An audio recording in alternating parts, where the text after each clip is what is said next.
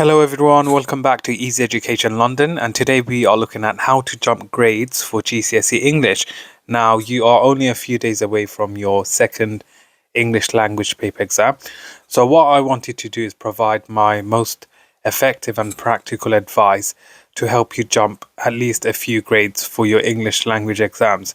Now this top tip or this advice here is simply focusing on question 4 and question 5.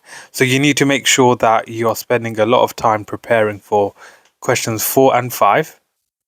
Now, if you do the maths for question 4 for the AQA exam board, it's worth 16 marks.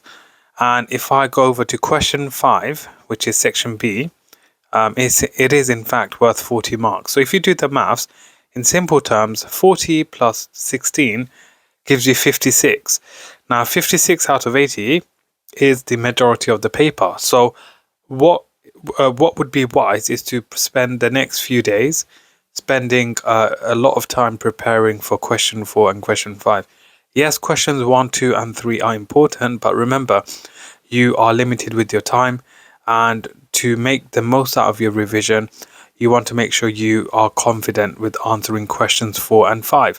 Now, we have model answers. I have done a full walkthrough of this question, and if you're unsure on how to approach this question and how to answer it, please check out my YouTube channel. It is on my playlist.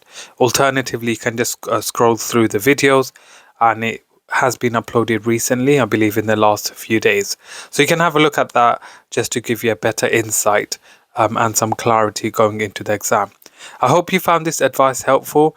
If you have any comments, any questions, please leave them in the comment section below. Thank you.